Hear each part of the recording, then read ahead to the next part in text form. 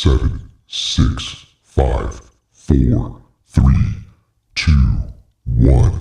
Let's go. What's up, everybody? My name is Myke Toledo, along with Joe Garcia. I don't know if he's in the background somewhere, but anyways, our guest today on the Myke and Joe PDR show is Dave O. And he's a paintless dent repair tech, owner of Dentless Touch in Chicago. Now, Dave is known for his expertise in the PDR industry and for his talent in creating engaging short-form PDR videos that showcase his skills and services, of course. Now, in this episode, we'll be diving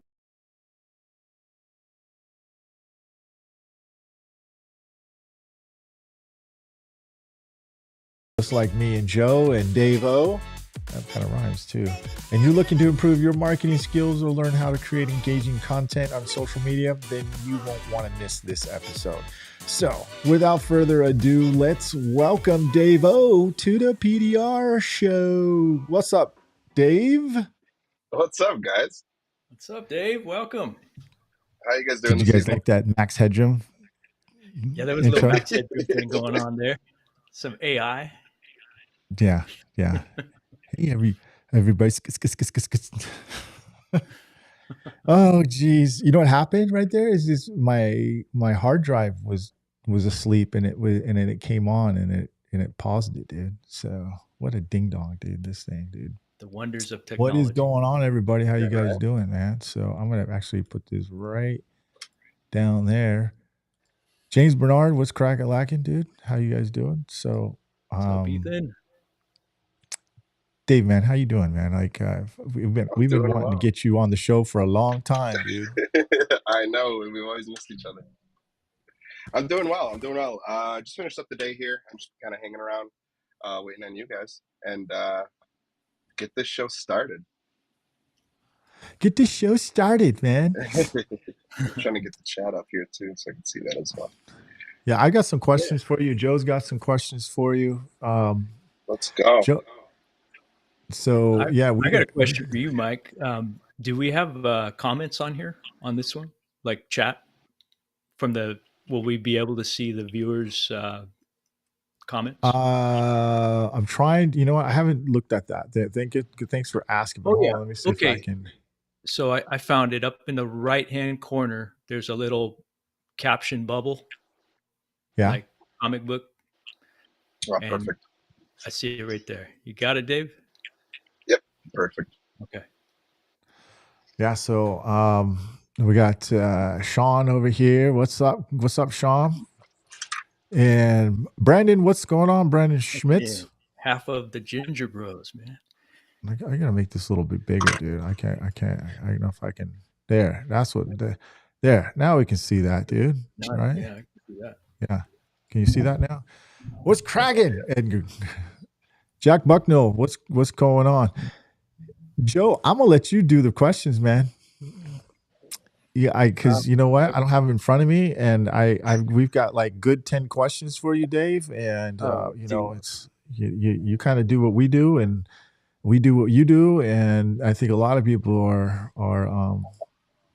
interested in this subject too, because that's what it's about, short form video. And what is that Mr. Chris himself, dude? Right. That is. What's up? What up, Mr. Christopher Ray? We'll acknowledge some people coming in here. We got a nice full little thing. What's crack-a-lacking first shot PDR? What's up, Ron? What's up, guys? Yeah, Ron's right. Is he near you, right, Joe, or not? Yeah.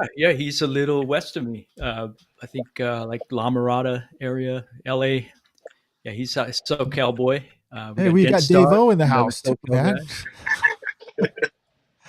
Safnu. We got Mr. Ray, Safnu what's up? here. What's up, Ray? I haven't seen him on here in a minute, man. He must be getting ready for hail season, dude. So he's coming back into getting PDR. So coming out of the water, back on land. Yeah, he is, dude. Yeah, he's coming up for air. Listen, we got a really crazy show here, and if any of you guys get really, really friggin', I want to introduce you to my secret friend over here, dude. You gotta listen to him, this guy, dude. He's kind of a pushover. He's like Joe Pesci a little bit, right, Joe? You've heard him a little bit come in here, dude. So, anyways, let me bring him in here, dude. So, What's up, Davo? You mother ass. Hey. You guys, what's going on? What's crack-a-lacking over here, huh? Hey, listen, I just want to say you guys have a good show today. And I'm looking forward to Davo giving some advice about some really, really good stuff on some short video. I'm looking forward to it. And all you mother, if you don't listen to this, I'm going to kick all your ass. Yeah, let's get going, huh? all right, sorry about that, dude. That's amazing. Good fellas. I love this. I love this new stuff that they got, man. Man, I'm excited. I'm excited to have you on here. We even Thank you. we love doing videos here, and that's the king of social media right now. And how awesome is it, Dave? Now, and Joe, because you're doing it, that you don't have to do long ass videos, dude. I mean, that took a toll, dude. You know, to you'd shoot an hour, 2 hours of footage, and you'd have to go. 15 minutes was a long video, bro. Like 15 minutes. That's an eternity. And maybe somebody who's never edited a video. Yeah. And how long did it minutes, add man. to the repair too? Yeah. Yeah. Well, exactly, right? It's 15-minute video, but that could have been 6-7 hours of footage. Yeah, and wait, 6-7 hours of footage, and then plus what? How And then long? the editing. And then on Something top of tells the me repair. you know about that, Dave. Yeah. You've been videoing for a while, right? Yeah. I mean, guys like Myke, Christopher Ray, they paved the way, honestly, for at least me, right? Yeah, me too. I started doing before after photos, and then it slowly started getting into the video, and and now it's obviously evolved, and since 2012 when I started. So yeah, it's had its own ebb and flow, but long form was definitely one of the things that I, as a newer tech, was watching. I was watching the 15-minute, the 45-minute videos, and they worked, and they were enjoyable to watch, and I envied kind of guys like Myke and Chris, and I use those two, and I will probably use those two as an example throughout this whole podcast, because those are the two main ones that I know that I focused on and tried to mimic per se. But always just enjoyed the content, the information around it, the repairs, the way it was filmed, the explanation. They helped me a ton early in my career, and then I was able to take that and use it in my career as well. So, definitely was awesome to have just in the beginning to see those things. Yeah. Jack was saying, he was looking at the videos, the long videos, form videos compared to short videos.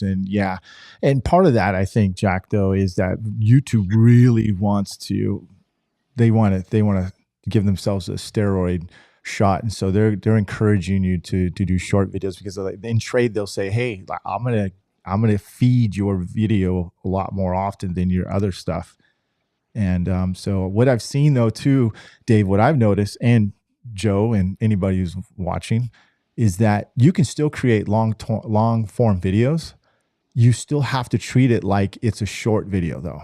You know what I mean? So your cuts have to be fast, like really to the point. And if you really want to know why Mr. Beast and all these channels similar to that, you'll see that if they'll cut, and then they'll have something that just stops you one thing. And his videos are 15 minutes long or 20 minutes long, but you can still have long form videos, but you're gonna have to cut. Can you imagine all the cuts in the middle of that? So yeah, and a whole editing team behind you, and 8 cameras, and switchboards and everything else. The whole thing. And a lot of the times it's just us, and so that makes it super difficult to create those types of videos, and then do the analytics around it, to watch 5 Mr. Beast videos and then, okay, let me try to mimic that. And then you're sitting there trying to dissect your dent repair into this style, and it's very difficult to do. The short form, I think, for us and just I think to the general public, is easier to make. I think we do know that. The only difference between that I have seen between that long form and that short form, not the only, but the substance and like the meat of that video and what is portrayed in a long form and what we're utilizing it for, say here at Deathless Touch, for solid customers. That long form, if we get a customer that walks through this door and says, I watch your YouTube video, it's a solid customer kind of open checkbook type thing. Just here, take the keys and go. Because they've watched that full 15, 20, 30-minute video and they've gotten an idea of what experience that they're going to have at Deathless Touch based off of that content. That bond isn't built so much in short form. You can do it, and there's a way to do it. Joe, I think you do that very, very well. Myke, you also do that very well. There is a way to do it, but you have to be precise with how you move through that 30 seconds, that 1 minute, that minute and a half compared to the 15 minutes. And that bond isn't as solid with that customer if they're just watching, kind of quick stuff. Right. Yeah. It's a connection, I think it makes you a better, not just, a person who does video better, but more aware about what you're doing, in your business. Right. And then what you're portraying, because then you're like, okay, I need to be very precise about like educating my customer, getting value, entertainment, and then engagement. Right. So if you have those 4 things in your video, I think you got to win, right? You got to make sure that you have at least 3 out of that 4 ingredients to hold them. I don't think half of that is going to be well enough, but you're right. And there are so many different things that you guys you can concentrate on.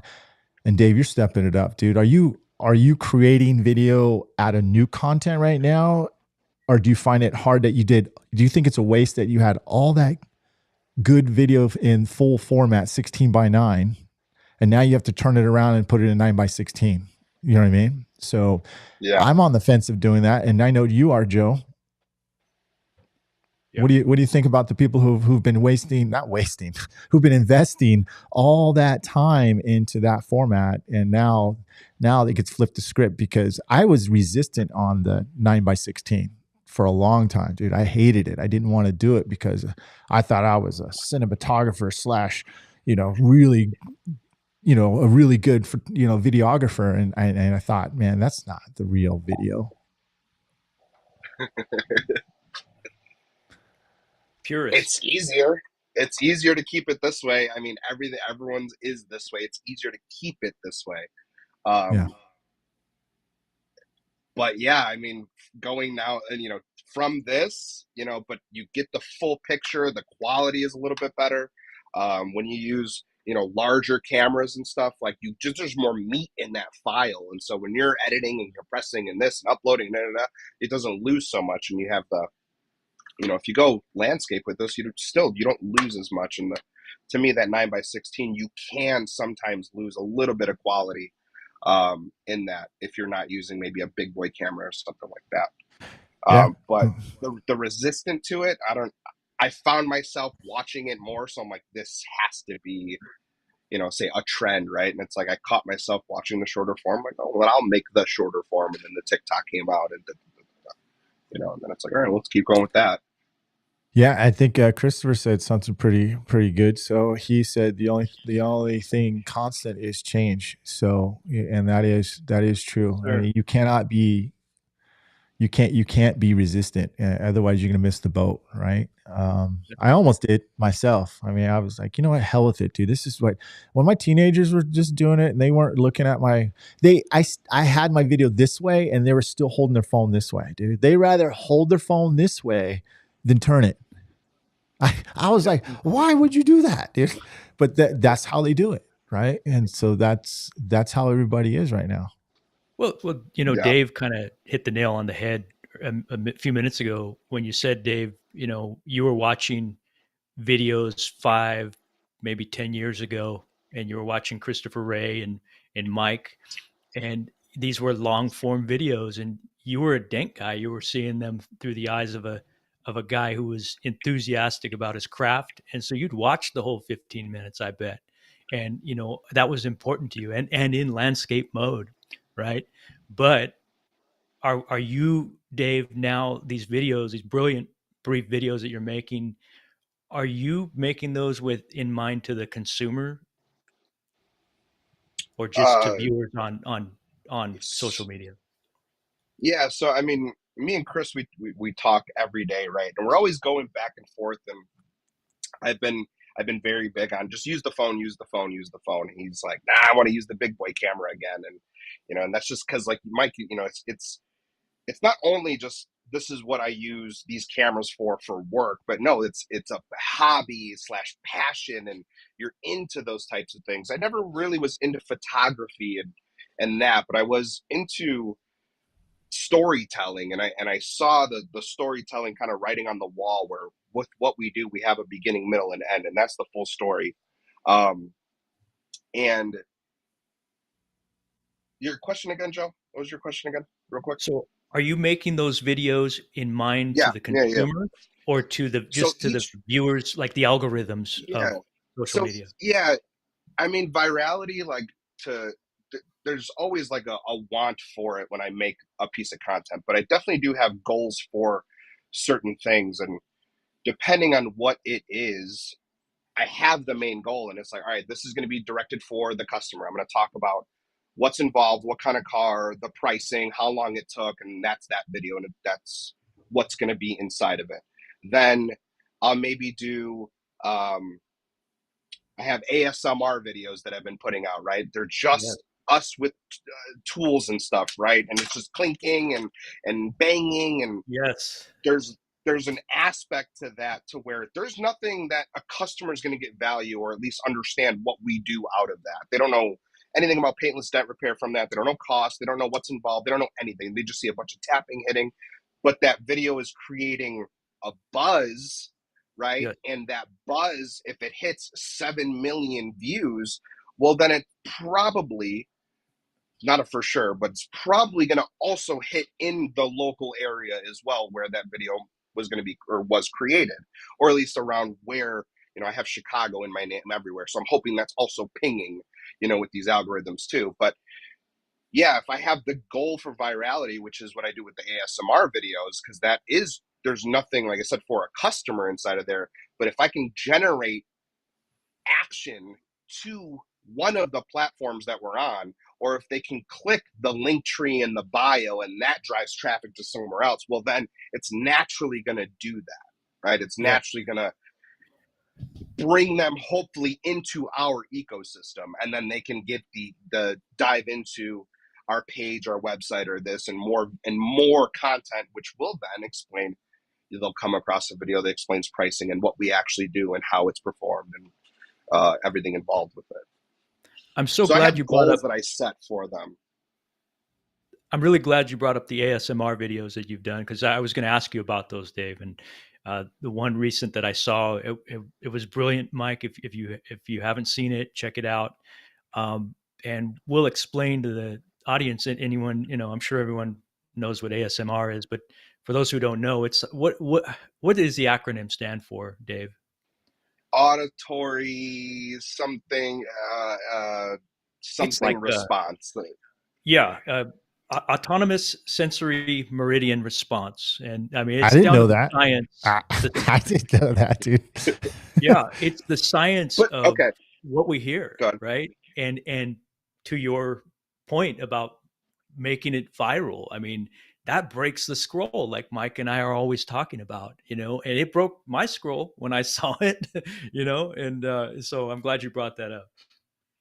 Yeah, that is me watching another one, and I'm like, oh well, we have sounds that with what we do. Let me chop one up, da, da, da, da, da, put a bunch of random videos that I already have in my phone. Let me, and a lot of this stuff will these ideas will come up either from me actually like Myke, I know you mentioned this a lot, where you don't consume so much, but you analyze and you research. And I know I do the same. My eye is definitely doing the same with what I watch. Am I consuming at that moment? Yes, but there's an analytic side of me that is also trying to, why am I watching this? Or how did I get on this topic? Or, why did this hit? And so, yeah, the ASMR thing was just one thing, and it did really well. And I'm like, all right, let me keep going. And now I'm on my sixth one, and I kind of space them out, and I do it when there's a little lull in the content or the algorithm where it's not,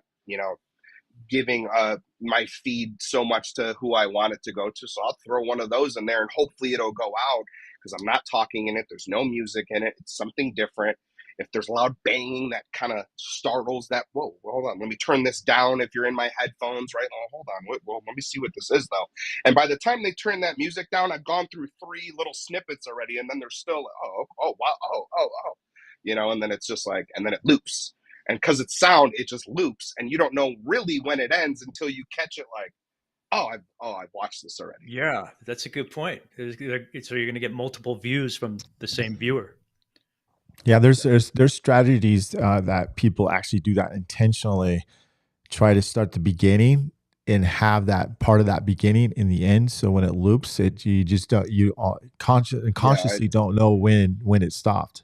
And so that they keep you on that video, right? And then that helps the algorithm of your video, right? Yeah. And like people are staying on that video, so they keep pushing on there. I did on accident on mine. So, and I think honestly, one of the secrets to videos personally is make sure you like it, man. Make sure you do something that's interesting for you first, and then do it. Okay. And otherwise the video is not going to be good in the beginning at all. So find something that you like. Maybe you're going to do a cool repair. Think about a story. And you've heard me say that, Dave. All right. Your story really doesn't have to begin the story doesn't have to be the story of you really doing the dent. The story could be anything you want after the fact of the dent. Right. Yeah. So even the setup, I know when you open your drawers, you grab the tool, like all the setup of it. And then it could be 5 seconds of the repair, before, after, or you using that tool that you actually grabbed, and off she goes. They're already on to the next one, and they're already waiting to want to go to the next one. So it's like, all right. Okay, cool. And then you can get off of it, but I opened this location 1.5 years ago, and I'm coming in piggybacking off of Chris's long form content, right? So he already has a full channel. I was like, Chris, I'm taking this brand Midwest, right? And so it's like, you have a great base, at least digitally online, a good presence, at least obviously for YouTube. I'm able to share and promote and create off of what you've built on this channel. And I said, well, short form is hitting right now. TikTok is hitting right now, especially 1.5 years ago when I focused on it. Chris is like, you focus on the short form. Okay, so I dove headfirst into TikTok to help gain traction to establish a presence with a new location. And the quickest way I saw that was going to happen was the virality going with TikTok with every other person. I'm like, let me try my piece. We've already been doing content. We already do content. Let me shorten it all up and let me just pump it through TikTok, and let's see what happens. And that slowly started, and I saw it working. When customer would come in, and it would catch me off guard because it's a client that I wouldn't think is a client or a consumer of TikTok. And yeah, I saw your TikTok. I'm like, it's working. I'm like, oh, okay, hold on. Let me keep going with this momentum here. And so I just kept pumping TikTok, and then it transferred over into Instagram, having reels, right? Then it was around the same time. All right, let me pump the same thing that I put there. I'll put it over here too. And it worked out that way. And he's like, yeah, run that short form. I'll focus on long form, and we can still then combine and co-create. That's right. Yep. Joe, do you mind if I ask him a question? Go for it, man. Okay. Have you ever faced any challenges or backlashes in the social media? And if you have, how'd you handle it, Dave? When I put out a video saying let's see why this dent is $300. And I got reamed with like 2,000 comments on how this shouldn't be $300. That's not 1 inch. That's not 2 inch. You made that dent, you know, and it's like, I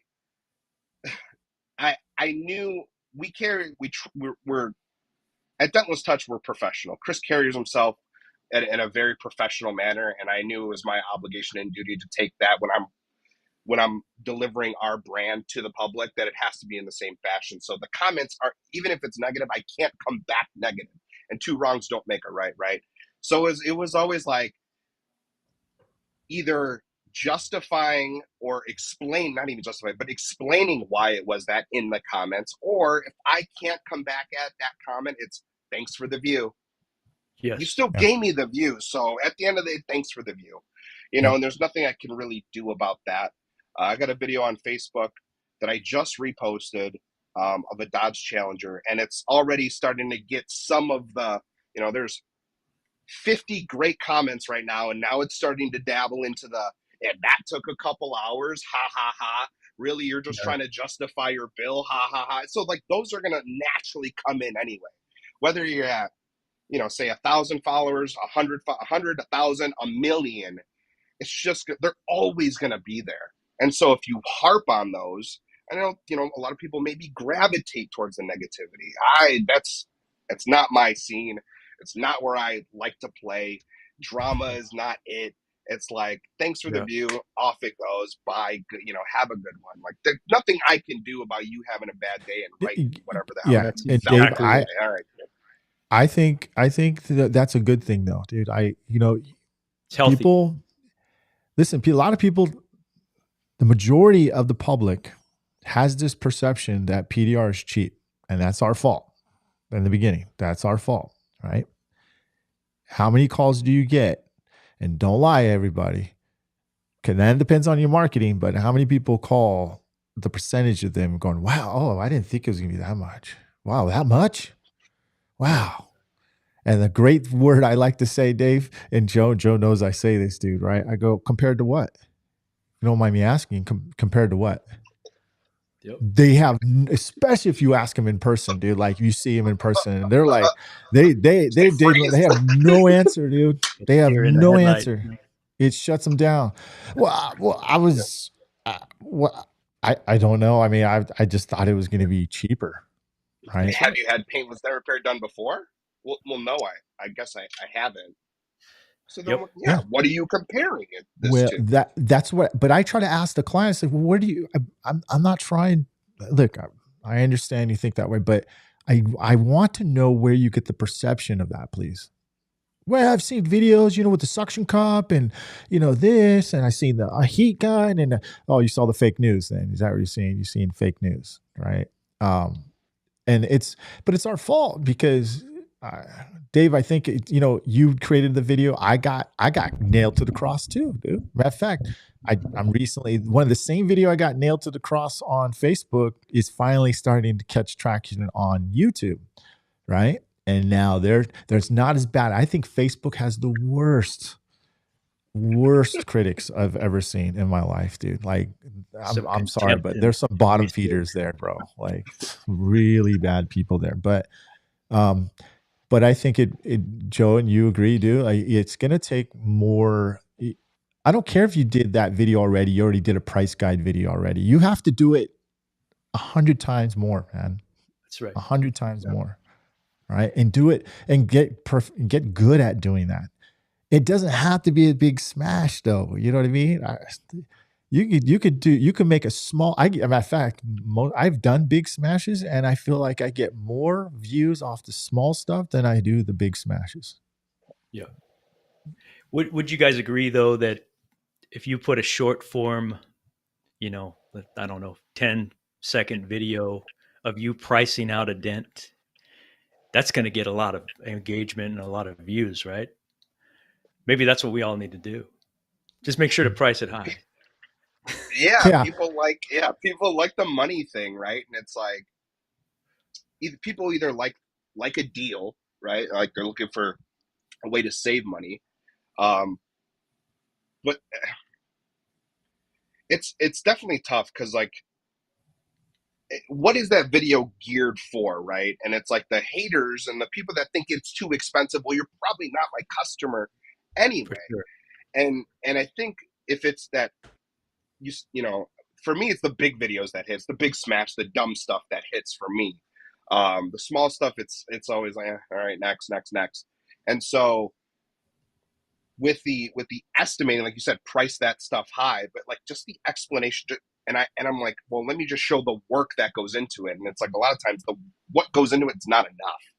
Yeah. It's like you have to explain why this is, and they want to know how is that justified. And then you have people also looking for careers through these platforms, like, oh, maybe I can switch careers and go make money this way. And it's like, oh, well, wow, they're making that much on that. Okay, cool. Well, and then maybe they'll dive a little deeper into your content, whatever. But yeah, it's definitely tough when it comes to the money stuff. So how you kind of portray you that. don't do any mobile at all anymore? No.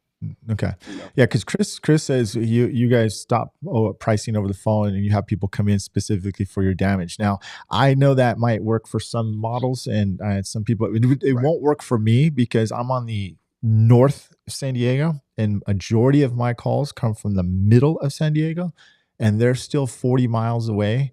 A lot of them, and sometimes 50, and they will not make that.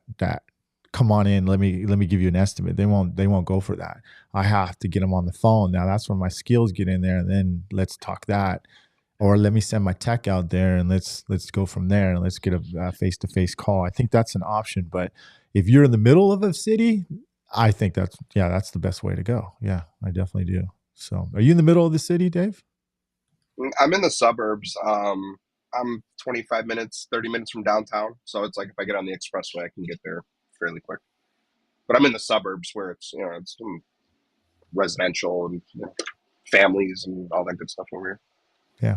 Malls, restaurants, everything. Jared says, sorry guys, I'm going to have to watch the recording, but if it wasn't already said, I really like the sounds of PDR video Dave O did. So yeah, we did say that already, right? You were talking about that. So geez, you guys are really interactive here. Yeah. Joe, you're talking. If you don't mind, hit the next one, dude. Because okay, I'm looking through our list of questions for Dave O. So what role, Dave, do you think social media plays in the paintless dent repair industry, and how can PDR technicians use it to their advantage? I mean, it's a heavy question, kind of. I mean, simply, I think it will ultimately help your business regardless. I feel like in my entire career, I did work for Dent Wizard for a long time, and I knew I was going to make that jump at some point. And I knew I came in the Facebook era, so there was no Doording.com for me, but there was Facebook, and Facebook groups just started, stuff like that. And so I've always been on these platforms, and I'm invested into these platforms. I am on them every day, and they are in a row. I have a system, and the way I hit Facebook, Instagram, TikTok, Snapchat, I hit them all literally in a row. And I go through them all, and I am active, and I am watching and searching and researching. And I'd like to say I built my businesses off of social media. By portraying these things. I think it is very important to show what we do, to show the intensity, to show the pricing, all of that stuff. I just think that if it's not curated with love, if it's not curated with intent, then it's not going to go anywhere, and you may have a distaste for it after that. Then you're not going to like it. Oh, well, this didn't do anything. I didn't get any views from this, stuff like that. I look at them all as portfolios, like Facebook customers, here you go. Here's a portfolio of our stuff. Instagram customer, here's a portfolio of our stuff. Go to our website, customers, here's links to our other platforms on here's a YouTube video. I think that portraying what we do here, because a lot of people, the majority of people have that pop it out mentality, yes, that showing the actual work is very important in what we do. Yeah. And just having a goal with that content, bro. Joe, you brought up a couple weeks ago, show your work, right? Like, show your work, and I thanks just to Chris post Reddy. it. Just post it. Right. Not just show your work, not just show your work. Show the environment of how you work, right? Like that's amazing. Like Joe's Joe's taking apart a whole car in the driveway, dude. Right? Yeah. So is While Bryce. hooked Bryce up doing it strapped to too. a bush or a tree, like come Yeah. on, like You saw that? If you didn't know Joe, you're like, dude, come on, bro. Are you really doing that, dude? Like, We were talking a minute ago about the price polarizing the viewer, and I mean, it really polarizes the viewer. Well, so does dissecting a vehicle on somebody's driveway out in the sun, a brown guy doing it. You know what I mean? It polarizes people, and that does not escape me. I do it on purpose, and it particularly annoys some other dink guys, but it's all good because, like you said before, Dave, it's views and engagement, right? Yeah. Ultimately, I don't know what's who going Chris is talking to. run Is he talking to you, Dave, or Joe? Says you told me 2 years ago I completely committed to your style, and it was the best decision. I have a front row seat as customers change their mind as to what they're going to spend as tour of the shop. I think I don't know if that's me or who's that for, Chris. It might have been me. I don't know, because I was always talking, like, we built this brand new shop, and it's like, and I know once they walk in, I mean, it's new construction, new floors, new walls, fresh paint, everything is new lighting, right? And you walk into Chris Ray's shop, and it's like, bing! It's just like, it's bright and it's vibrant, and it's funny because it like directly reflects the content. It's like just crispy. Everything is like blue, white. It's just like everything is seamless, and it all fits and it works. And when you get that, and when you walk into the shop and you look to your left, there's literally a window like this, and you can look into the shop, and it's like, oh, there's 7 other cars in here that were working all torn down, or someone's working back there. And so it's like, you guys have talked about, not sheep, but like people like to buy from when other people are buying there, whatever, whatever that is. Like when there's a crowd there, it's like, oh, what is that, type thing, or it's like, oh, I'm in the right place. Like social all these proof. People trust us, right? There you go. Thank you. Yes, there you go. Yeah. And so he brings them in now, and it's like, oh, okay. So that'll be $3,000 because it's a side swipe or whatever it may be, and it's like, yeah. Okay. This is the right spot. You explained everything. I know myself and him. We have our YouTube videos playing in our lobbies. I have to mute it half the time, but our videos are playing. So I'm writing an estimate, and I just see them turn, and they just watch, and I'm like, keep watching, and I'm gonna keep typing this up, and it's like, because there's like, oh, you do all of this stuff. I'm like, all right, so here's your estimate, and so let's go over it, and and it's like, it's the social proof, Yeah, you do the whole spiel. Yeah. Stern NK13. I have 2 motorcycle tanks, a 70 vintage, but each has challenging dent. Yeah, you can go to denttime.com or Joe, do you do motorcycle tanks? I do. You, I Dave? think, you can go to Dent Evo, but also, we got some friends up there. I think, no, I'm thinking of, where is Doug? He's in, he's actually close. He's in Washington, but he's close to Washington. Check out, dentsolutionsnw.com. Check out them. They'll be able to help you out. Ask for Doug. He's thebomb.com. Gosh, I had a question I was going to ask you, Dave, man, and it was off the cuff though, man. So, yeah. Jack actually, he nailed it too. You guys are dialed in, man. And when you described the shop there, that, like when I first saw Christopher Ray's shop, those stark white floors and white background and the dentless touch logo on the wall. I mean, this is the operating room. That's what it tells me, and it just draws your attention. Exactly. Yeah. Yeah. Well, that's the impression people get, right? That's what I'm trying to say. Oh, this is the question. I got it. It wasn't in our normal questions here, but let me go to my first thought. Is that going to address Chris and anybody who has a very nice shop, and you or Dave? It's the experience. That's part of the experience, right? How many times, and Chris, you're in the background, but I'm sure you have people walk into the shop and going, Man, this is not what I was expecting. I was expecting some grease everywhere and, just a dirty shop, Look but at this Yeah, is a really lot of it. clean. Wow, this is clean. This is clean. Yeah. Yep. Yeah. Yeah. So, they've like people here, they're watching, they obviously here to get some ideas and get motivated. What is some of the first advice? They want to do a video. They want to do the first short form video. What video would you do and why? All right. It's Well, the hard, first thing is huh? going to be have a. No, I mean, okay. First Great thing is have a question. goal. What are you trying to do? Are you trying to bring a customer in? Are you just trying to show your work? Are you trying to have your location ping? Are you trying to just go for viral and just get the views because it helps you feel better? What are you going for? So get a goal around that. Now, if it's probably the majority of us, well, I would like this free piece of content that I made and showed my work. I would like for that to the ROI be another customer. That would be probably ideal. I put this out for free. I get another sale out of it. All I spent was time, right? A little extra time out of my day to do that. So have a goal. Um, if I was going to give you pick three ideas. ASMR, which is very easy to do, right? You just hit record and whatever you hear, you just chop it all up.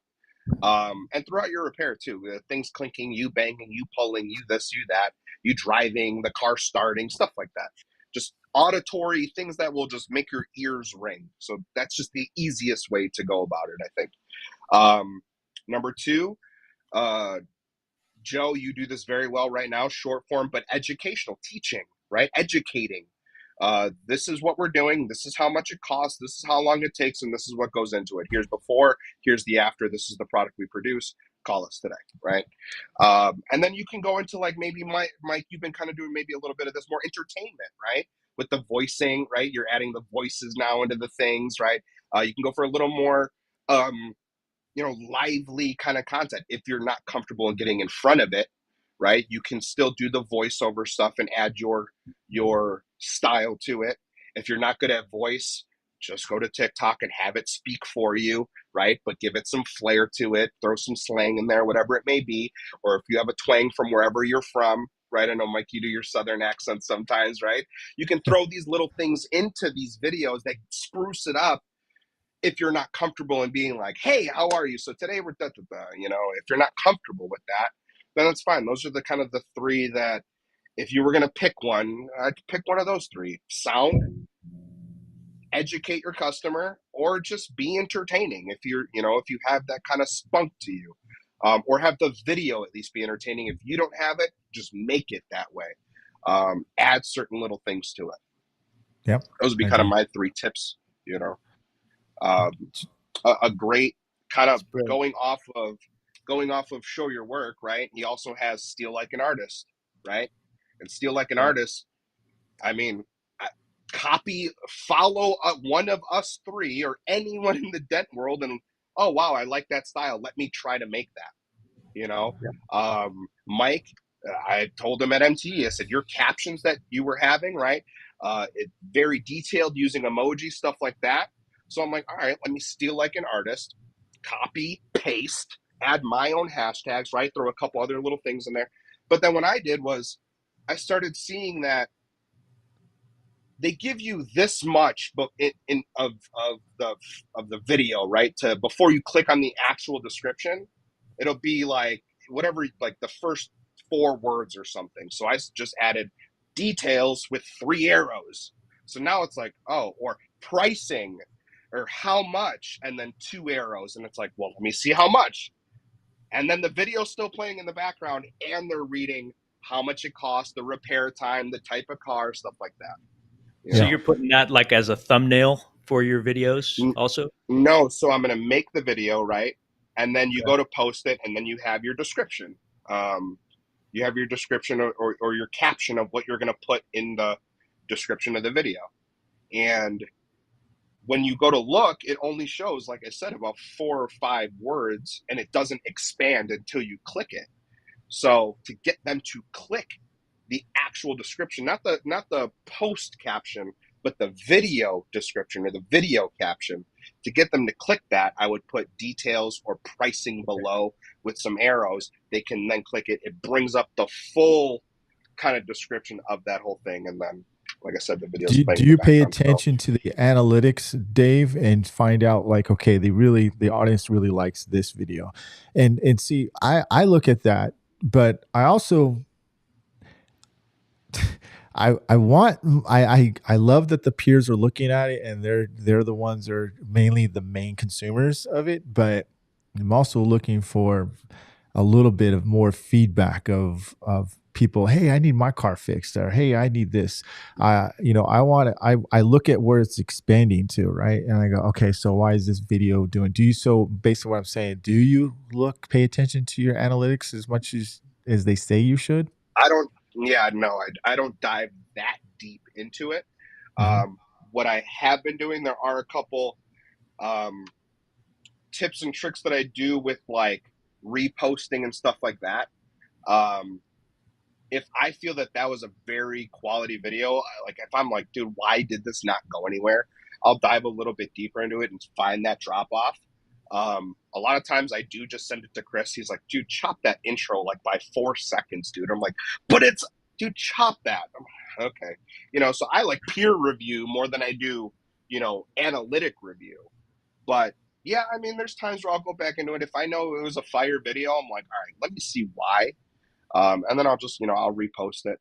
I did do, so we also have a community on like PDR workshop, right? And that's kind of our separate place where we kind of place all of our blogs and content, video stuff like that. And this particular article is behind a paywall because I don't want to divulge all of our secrets. We do spend a lot of time on doing this.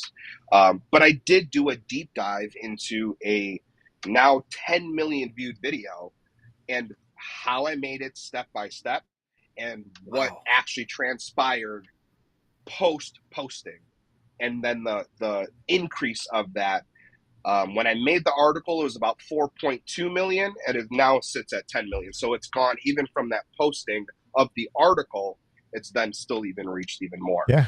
I repost a lot too, dude. Like, shoot, I'll take a video that I did 2 years ago that did phenomenal and then remix it. Right. And a lot of people don't even, 95% of people don't even know that video already was there. So you can regurgitate during your slow times. Right. Yeah. And you could take them and post them to different platforms like Dodge Challenger on TikTok, 1.2 mil. Okay, well, I don't have the footage, and that was probably my bad because I made a lot of these in-app. So when I first started TikTok, I was doing everything in TikTok because I'm like, oh, well, that's what they want, right? And there wasn't really CapCut yet and all these little apps that just started blasting out right now. I got one from you recently, Mevo or Moji or whatever it was. One of these that I got from you, Myke, from your Mojo, right? Oh yeah. That I got that from your talk at MTE. But utilizing those applications now and then distributing through that is one, made it a lot easier. But I'll do this. I took the same video of the Challenger and I put it on Facebook recently with the TikTok watermark. It's hitting right now for 60,000 on Facebook again, and I'm like, huh.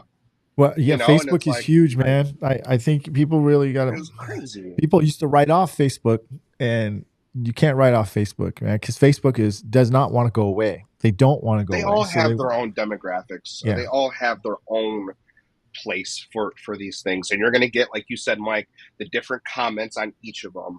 I'm just hoping that by spreading the same video out into all these platforms, that the ROI is still there for someone to come in. Hey, how are you? I saw this video of yours, and in my videos, I'm not doing the quick fix it all pops out. It's like, no, this is what's involved. And so I'm trying to remix good content that went a little bit farther.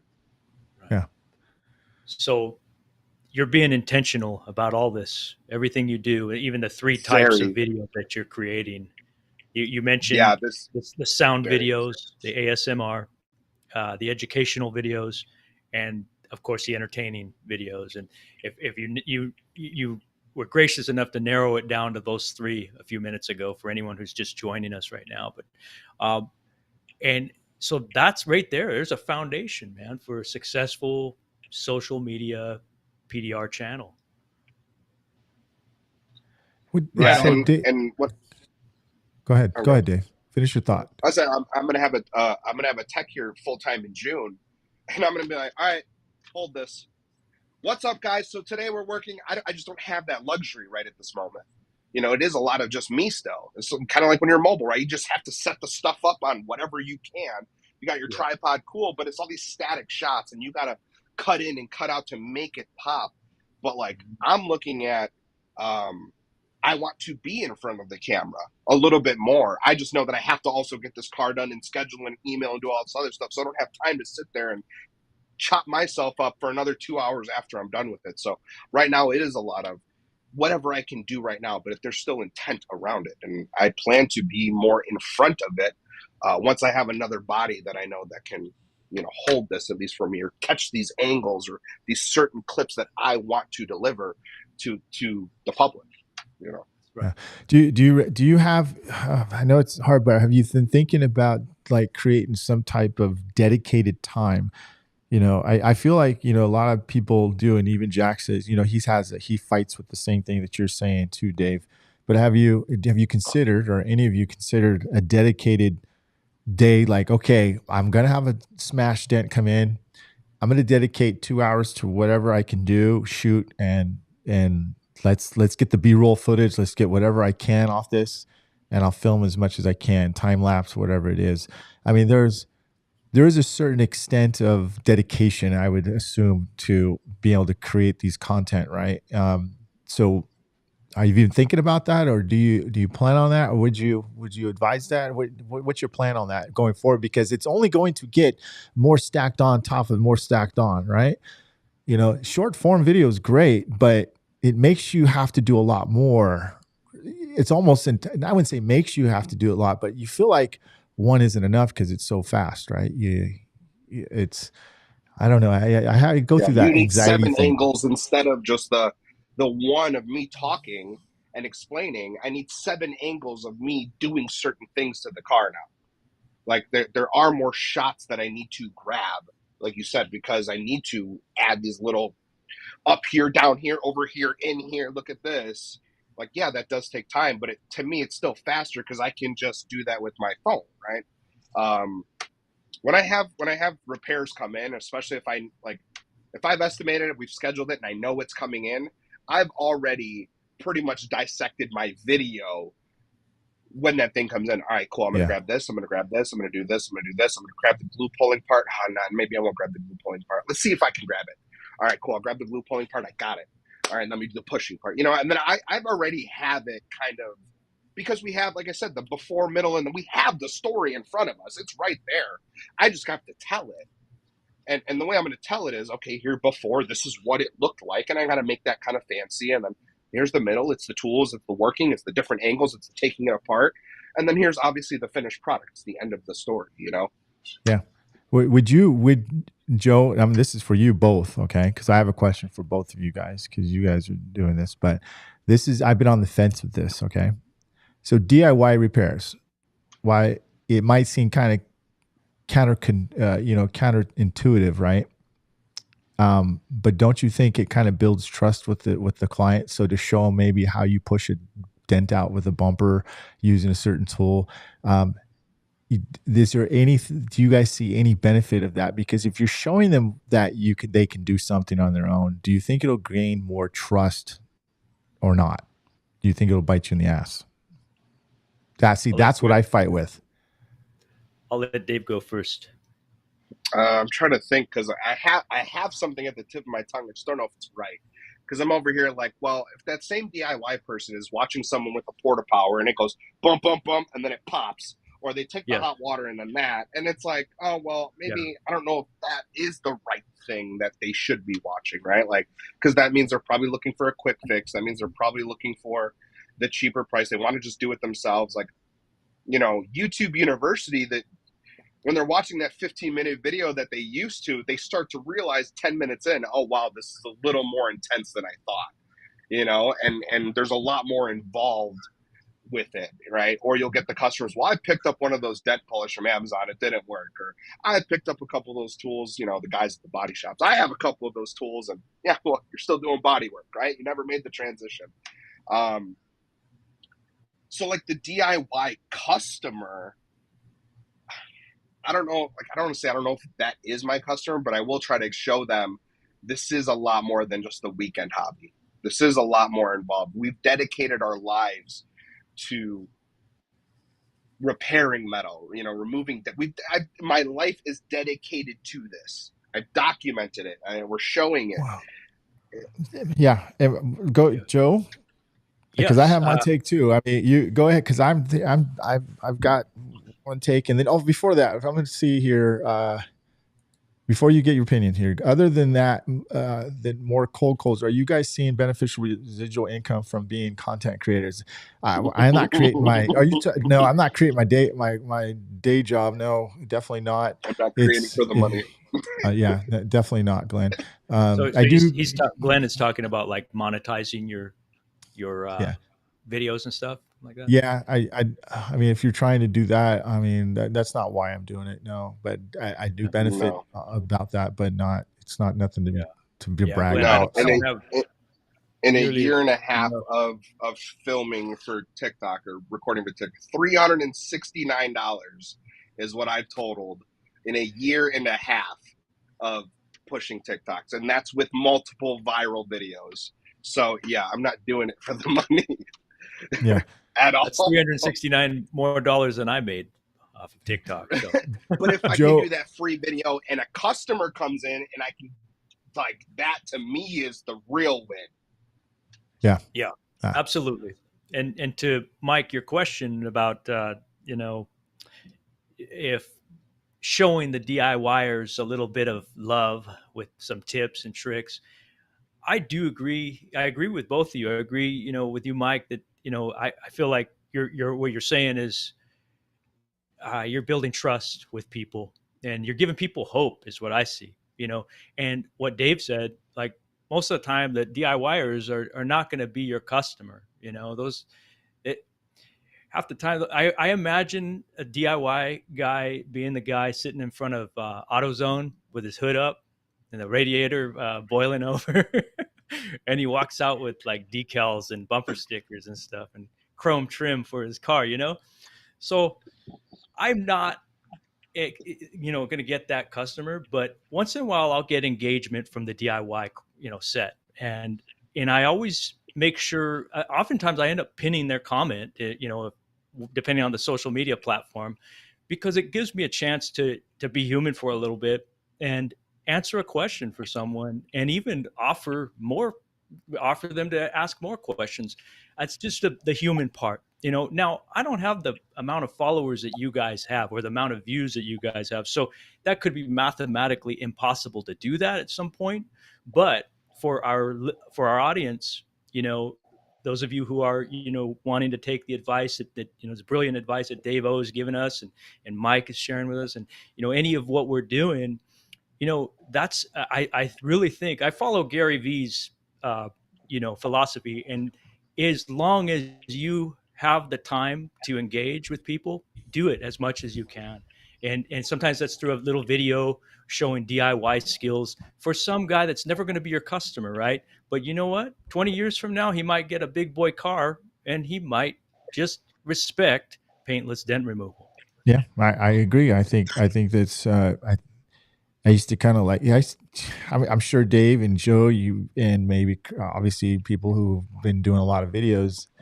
Thanks a lot for the tip, man. I'm going to go try it on my car. You know what I mean? And I'm like, that's not what I did that for, man. You know what I mean? But I don't say anything. Hey, good luck, man. May the dents be with you.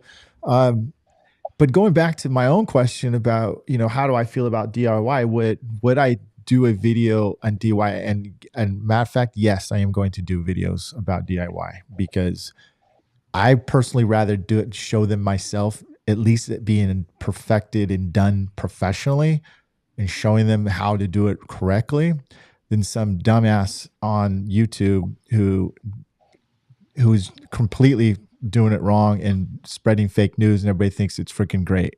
And so why not? We all get the credit for it at least and do it. And we're not showing how to do PDR by no means. Even if I did, look, I've shown people on PDR how to do PDR on YouTube many times. Let them go ahead and pick up the friggin' tool and try it, dude.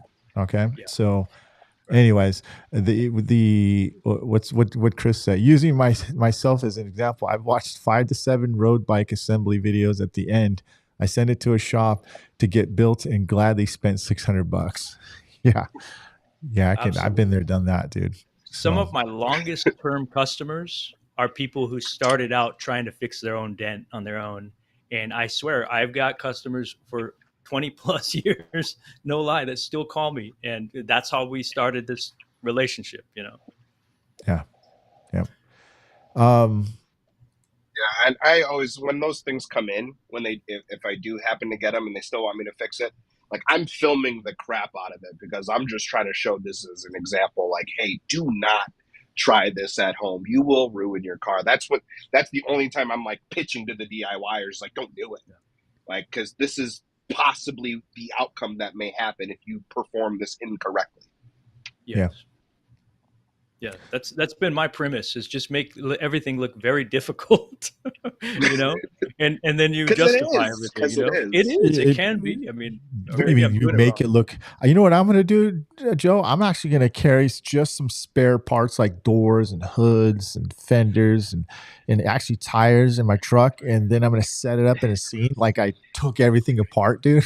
And I'm going to go, look at this, dude. And wouldn't that be crazy? I mean, Joe, you were afraid to freaking show that stuff, dude. Remember? You were like, I don't know if I should just show that, you know, me doing all that, dude. But I think those are the most fascinating videos when you have everything apart. It definitely gets people's wheels turning, no pun intended. Right? Yeah. Yeah, they start to, oh wow, this is a little more intense than I thought it was going to be. And then you're the one explaining it to them, and it's like, hopefully you're in their area, and it's like, you know what, I think I'm just going to go there. And then at that point, it's here's the keys and just do it because they've watched the content. Yeah. Yeah. Yeah. Right. Better, Jared. At the end of the day, DIY video breakdown, the total tool cost $800, lights $600 in hammers, knockdowns, $1K rods, tips. Yeah. Yep. Let's see here, Danny. We need to make more videos showing these gadgets on Amazon and eBay that don't work or can make the dent worse. Well, you need MythBuster videos, really. Honestly, those. Yeah, Those I are tried a plunger videos. video or two. That was fun. Yeah. Let's see here, and that'll make $500 PDR repairs seem cheap. Yeah. I think. What do you think between you three guys right here, us three? What do you think is the most important thing right now for a PDR business, video wise, to have on there? Okay, like you know, come on, don't think as a PDR tech, think as a consumer. Think about some of the questions that you get on a weekly basis, daily basis, monthly basis, right? What before you answer this question, I'm going to set it up for you. What kind of repairs are you trying to get? Are you trying to get the big ticket dollar amounts? Are you trying to be the low guy and just try to like stay small, keep it all? Are you trying to like work easy and you just want small dents? These are the type of ideas of where you're going. What's your business model? So what type of video? And obviously this is subjective because nobody's going to have the right answer. But I'll leave Dave at the end. Joe, what video would you create if you're starting out as a tech right now, brand new, came out of training, you came out of dent time training, right? You're gung ho. But you need to get business. You need to feed your mouth, dude. What kind of videos do you think you're going to implement and do? Ooh, that's a difficult question because I thought you were first asking like for me personally with what I have. Let's do personally as a new tech. And no, I'll answer it as a new tech. Well, personal as a personal. Both. Okay, yeah. Okay, I'll say as a personal, the one message I want to get across right now at this very moment in any video I put up is the same message I want the person who's calling me to hear and that is that PDR is not always cheaper than the body shop, because that's the kind of work I'm going for, quite frankly. But that might not be the message for somebody who's fresh and still, because would you guys agree there's a learning curve, right? I mean, if you're fresh out of training school, you're not going to be able to say that, you can fix this smash, all right? But that's not to say you can't say you want to earn top dollar. So that being said, the answer I have for the fresh technician, the new technician who's just coming out, or maybe a couple of years in, and he wants to get that message across, I would say focus on showing your best work on what's within your wheelhouse. And that's all that matters, because whether it's you're fixing tiny little eraser head dings or up to a credit card dent, okay, you can still sell that as a high level solution to a high level problem. And what I mean by that is there are people out there who will live with dings that big. It doesn't bother them. It's cosmetic, right?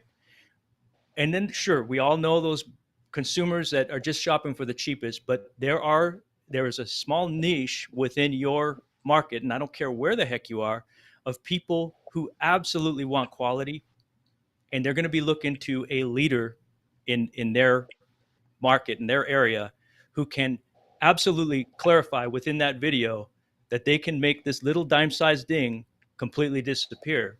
And I think if you can demonstrate that enough times, if that's your wheelhouse, if that's the type of dents you fix, you don't have to fix Bryce Kelly smashes to be successful, very successful at this.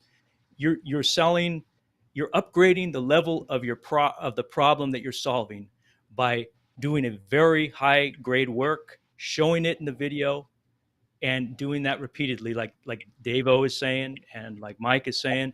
And if you do that enough times, I think for, a year, or maybe less, you're going to be the authority on those types of dents. Yep. Dave, good points, Joe. Hella good points. Joe nailed that on that. I'm done. Good night. Yeah, like, as a newer tech, right? And I can kind of test that with building a new location. It kind of feels like you're a newer tech. It's like, this is home, but it's like I have to establish a whole new presence, right? I think as a say, just to go for the new guys, ask yourself 3 questions: what, so what, and now what, right? And these 3 questions are going to hopefully give you some outline to what, because we're talking about video, what that piece of content is geared for. If I'm a newer technician and I'm trying to establish myself in a local area, what do you do in that area? Why do people care? Well, we're mobile, or hey, we offer this at our shop. And then now what is continuing to nurture that same what and so what is the now what is to keep rinse, wash, and repeating as you're analyzing what these pieces of content are doing. What do you see happening from them? What kind of traction is happening? What kind of customers are you getting? Maybe then you need to switch it up. But if you are exclaiming that you can fix eraser head dents at a premium and a high quality level for a premium, then yeah, that's part of your spiel as we kind of talk, right? Yeah. Well, you guys have some both good points. I think as a veteran tech, I'm gonna keep pushing the cost of paintless dent repair. How much does it cost, right? I think as a newbie PDR tech, I'm going to push the costs of how much paintless dent repair costs. I'm going to walk them through the process. I'm going to walk them through the price process as well. I have to educate them that, because those are the ones that are going to come back and actually call, right? They're going to go, hey, I saw your video. That was real educational. I learned a lot. Yeah, let's go. And when I say give them a price, they know I'm not making it up. They know I have a price guide system. They've been watching my videos and I'm educating them. Those are the type of clients I want to get. If I don't create that type of videos, well, good luck to myself, because I'm going to get all types of clients, but most of them won't have any freaking clue about how much it costs. And I'll keep asking that question. Well, compared to what? That's expensive. Well, compared to what, if you don't mind me? Well, and that's your fault. When someone says that's expensive, but I didn't know it was going to cost that much, I'm pissed off at myself because I was like, damn, they didn't watch any of the social media, or they maybe went on the website, but they didn't see that video. I think it's the most important thing to do as a veteran tech and a newbie tech. And I think you don't have just one or two of those videos. You have 100 of those videos. Regardless, it goes from a small ding to a big dent to a big smash. If you consistently, why do you guys think I might not be able to say how much because the reason why I don't say exactly on most of my videos how much it costs, because what happens 5 years from now, 10 years from now? That cost is not relevant to today. But I will put on the description based on this similar dent, the cost ranges from here to there, and they see that, right? But there are times where you do need to know, to at least show how you're creating a price, right? And Dave, you got ridiculed. I got killed for it. But that's a good thing. It's a good thing. That means you're moving it forward. So That's right. Yeah. And these videos, I showed Mobile Tech RX. These short videos allow you to do that, man. Like you're going to crack some skulls along the way. You know, everyone is not your customer. You know, so just you have to just get used to it. Yeah, do you find it? What's the most difficult thing about running your business along with the short videos, Dave? Like, do you think it's? I mean, do you think it's the consistency of being consistent on the price? I mean, how's your mood like on that? So we'll go off just a little bit off topic, but you know, they come in, hey Dave, I saw your YouTube videos, man, great. You know, usually that's a hook. They're already right. They trust you, like you're in, dude, right? But what happens when you have a big ticket price, right? And are you hesitant? Do you throw it all on there and see what sticks, or what do you do? Or you take some off and weigh the scale about a bit? What's your kind of process? Now we're pushing for the options of, well, do you want to go through insurance? So now that never used to come out of my mouth. You know, as a technician, especially even mobile, right? Yeah. I know, Joe, you're actually starting to dabble into the insurance game in a mobile setting, which was like, to me, never heard of, right? Yeah. And you're breaking that mold. I'm like, oh, that is awesome, right? Because then if more people can do that, then it's like, all right, cool. We can keep moving that needle forward. So that's the next thing out of my mouth is giving them options, because they're gasping at the price, right? I didn't think they're still. They watched the YouTube video and they came in and they still are sometimes surprised. Like, oh, I didn't think it was be that much. It's like, okay, well, there are options we have, right? And it's like, do you want to go through insurance is now the bigger one. But it never used to come out of my mouth. And I'm learning how to navigate that conversation. It's not natural to me. It's foreign to me. I didn't grow up in the body shop space. I didn't, or anything like that. I was a technician in the field, mobilely.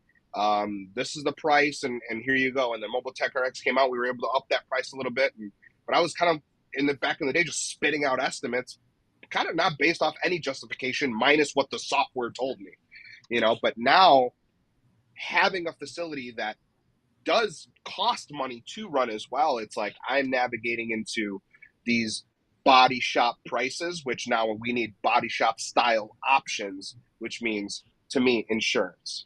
Are you using Mobile Tech RX? Are you using CC1? What are you using? I'm currently using Mobile Tech RX here, and then if I need to, I can. What I'll do is I'll be able to give that estimate to Chris, and he's able to actually write up a full CCC estimate because he does utilize it at his facility. I do plan on making the full switch over to it, or at least having both, I should say.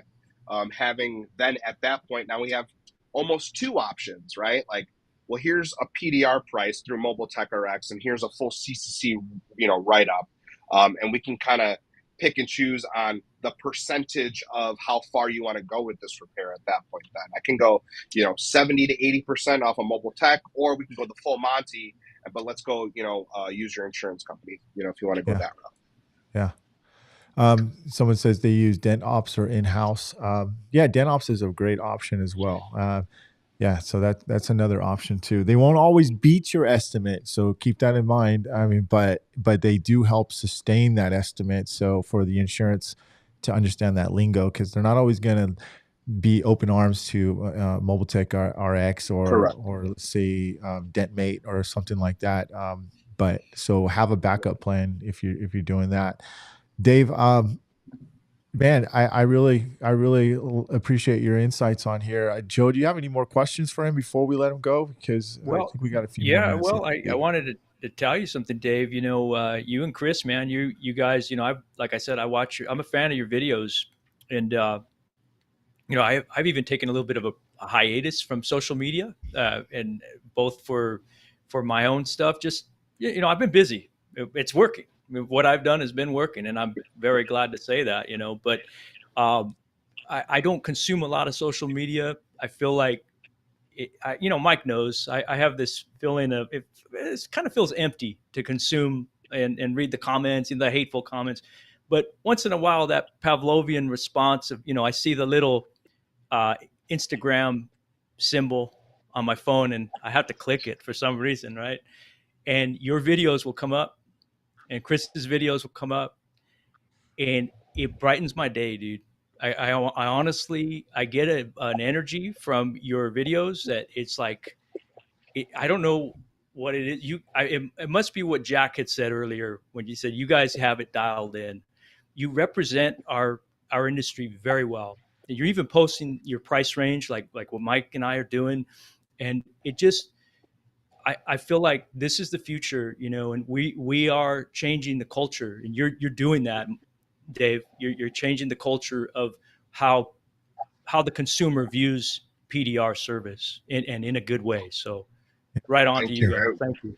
Thank you. We talk about this. You're either a giver or a taker, right? It's you are either one or the other, and That's right. all we want to do is give to this community. This is why, like, we have these cameras and we do this type of stuff, and it's like this is to give to the community. This is why we're doing it. It's not so like these pieces of content that we put out selfishly. Yes, the ROI is for the customer to come in, but ultimately it's for the industry to raise the entire bar, and that's what we can only try to do with our, you know, we can't be everywhere. We only have two hands type thing, and that's all we try to do, and we try to do it with professionalism, integrity around the craft that, like I said, we had dedicated our lives to.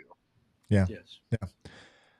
I think it's, listen, if we can all win, I told Joe this the other day, man, because him and I, we're pushing each other to do things, right? And we're seeing results, right?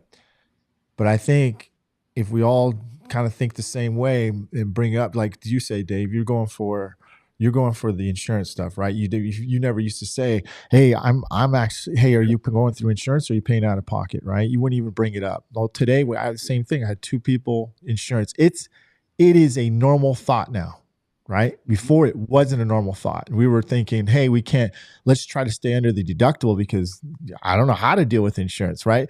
Because we didn't know how to, we let it go, right? Yeah.